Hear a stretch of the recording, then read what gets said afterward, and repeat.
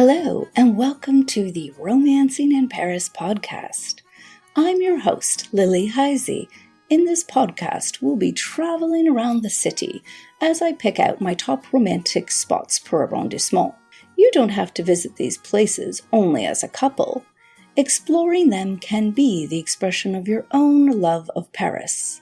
Are you ready to get romancing in Paris?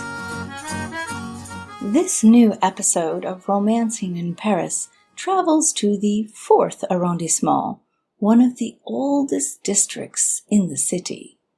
The 4th is made up of the southern half of the Marais, flanked in by Rue des Francs-Bourgeois to the north, the Ile Saint-Louis and half of Ile de la Cité to the south, Bastille to the east, and the area surrounding the Centre Pompidou and the Hôtel de Ville to the west.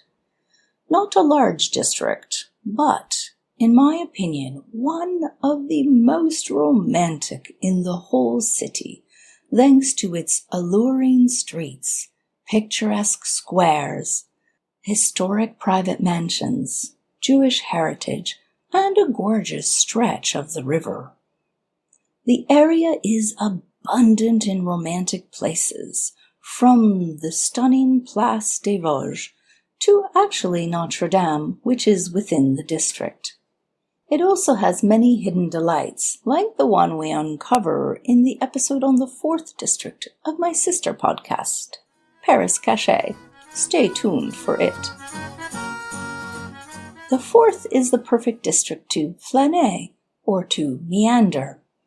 Since there isn't much traffic in the area, this is even more pleasant to do. Grab your sweetheart's hand and get your explorations of the area started on my favorite romantic street in the district, the Rue des Bars. The small pedestrian street runs between the Rue de l'Hôtel de Ville and Rue François Miron. For me, this very special lane is like a time travel portal, which is first going to take us all the way back to Roman times. As you might be aware, the word Marais means marsh in French. This part of Paris got its nickname because it was very low and close to the Seine River, which meant it would flood easily. So, not a full-fledged marsh, but it wasn't possible to build on its land until the area was dredged in the Middle Ages. However, as we will see, the Rue des Bars rises on a slope, a natural small hill, which was spared from the flood waters. When the Romans conquered the Gauls in 52 BC, they built their city, called Lutetia, on mostly the left bank and the Ile de la Cité. Very little was built over on the wet right bank. However, it was decided to put a cemetery on this small rise. After the Romans converted to Christianity in the 4th century, a Catholic basilica was constructed next to the cemetery, making it one of the first buildings built on the right bank. This was replaced by another church during the second half of the 11th century, called Saint-Gervais-Saint-Protais, in honor of two saints who were popular at the time. The church is often referred just to Saint-Gervais, so that's what I will call it. It was later replaced with a newer church, which I will tell you more about as we're walking up the street. As we'll discuss in this and my other podcast, several large city walls were constructed around Paris over the centuries, and one dating from the 11th century used to run along the location of our street. Here there was une barrière, a barrier which was shortened to bar, giving the street its name. In the late 12th century, a new and expanded wall was built around the city by King Philippe Auguste. Therefore, its predecessor was torn down, and the path of this lane is one of the few remaining clues as to where this wall ran. The street shows up in records dating back to 1250 in reference to a certain windmill, or moulin, which stood here. This altered the street's name to Rue du Moulin des Bars. Then a manor home was also constructed here around the same time, which also took on the street's name, the Hôtel des Bars. I'll reveal more about it a little later on. The street's name changed a few other times, and a few other windmills and buildings were added to it. However, the road itself survived. Now, this street isn't just romantic due to its fascinating history. It has a certain magic, which is best experienced approaching it from the Seine side, off of Rue du Hôtel de Ville. From here you can get the wow factor, which is otherwise missed coming from the other end. This is a very unique vantage point, with the cobbled lane, cafe terraces, and backdrop of the church. It is one of the most picturesque in Paris. It truly encapsulates so many components of what we love about the city: history, gastronomy, ambiance, and beauty. The spell is cast just before the mouth of the street, with the picture postcard Louis Philippe, a very old-school cafe, complete with traditional bistro tables, an iron spiral staircase, and waiters who look like they've worked in the restaurant since it opened.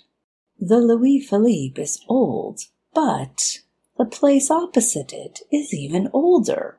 Well, yes and no. Presiding at the very base of Rue des Bars is Chez Julien, a chic restaurant occupying a former 19th century inn, the Auberge aux Pigeons Blancs, and a bakery dating back to the turn of the 20th century. The restaurant's decor still retains the boulangerie's Belle Époque painted ceiling. Despite its pretty decor, if the weather is nice, you may prefer to sit outdoors on its terrace set on the pedestrian lane. A little further up from Chez Julien is yet another restaurant, Les Bouillantes, also with outdoor seating. More casual, it serves light lunch fare and acts as a tea salon in the afternoon. But don't be tempted to take a seat at any of these eateries just yet. There's more to discover on Rue des Bars first. We'll be right back with Romancing in Paris after a word from our sponsors. What's the recipe for a successful cooking podcast?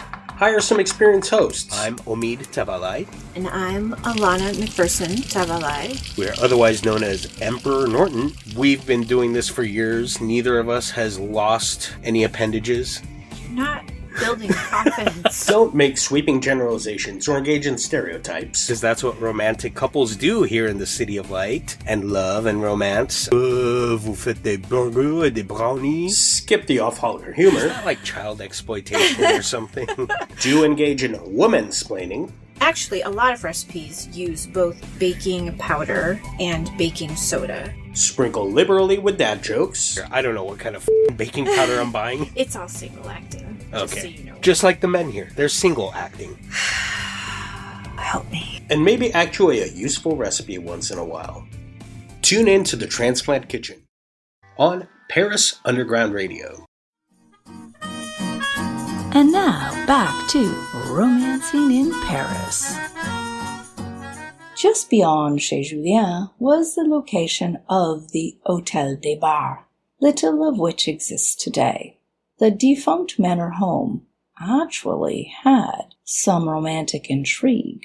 At the beginning of the 1400s, it was inhabited by a certain Louis de Boisredon, the captain of the bodyguards of Queen Isabeau de Bavière, whom we discuss in episode 3 of Paris Cachet.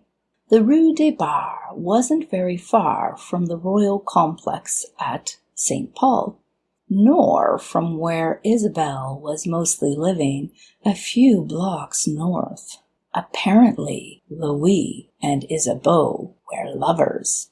And he wasn't Isabeau's only flame who made the history books.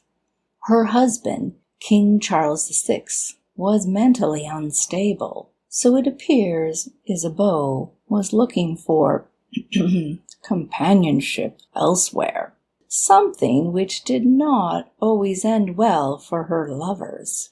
As legend has it, Louis was riding out to visit the Queen at a different royal residence, the Château de Vincennes, when he passed by the King.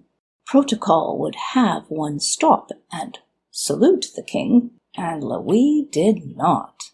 The King, or at least a member of his staff, had noticed this and took action because that night they ordered the Prévôt of Paris, other characters whom we'll meet on my podcast, to capture Louis. They stuffed him in a bag and threw him in the Seine, which was, very inconveniently for Louis, all too close to his home. Yikes. Poor Louis, and poor Isabeau too. Walking away from the sometimes dangerous river, as you rise on the Rue des Barres, you will have a closer-up view of the pretty Saint-Gervais. As I mentioned before, the medieval church was replaced with a new one. The building you can currently see. Its construction was started in 1494, and as was the norm at the time, churches were constructed from the back to the front. Therefore, the back of Saint-Gervais, which you can see from Rue des Barres, is flamboyant Gothic in style. You can observe soaring flying buttresses, gargoyles, and elaborate stained glass. However, the nave and facade of the church were only completed in the 1600s, and thus they were transformed in the new style of those times, Baroque, which swapped those Gothic features for columns and statues in niches. From the front, the church looks more like nearby Saint-Louis-Saint-Paul, which was also constructed in the first half of the 1600s. Saint-Gervais must have been considered quite prestigious, as it was King Louis XIII who laid the first stone of the facade in 1616. With the increasing popularity of the Marais as the residence for French aristocrats, as we saw in the previous episode, many became parishioners of this church.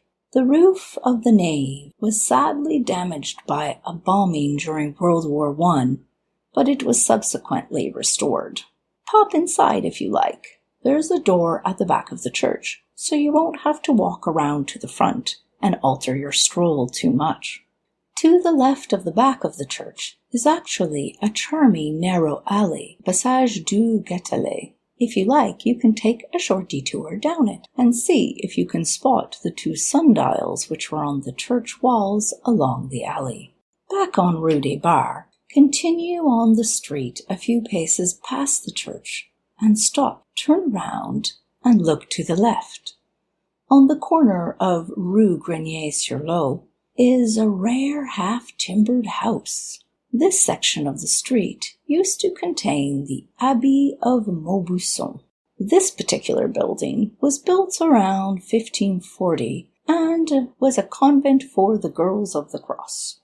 After the Great Fire of London in 1666, King Louis XIV ordered all half-timbered buildings in Paris to be covered in plaster to reduce the risk of fire. Therefore, this and other half-timbered buildings in Paris lay hidden for centuries.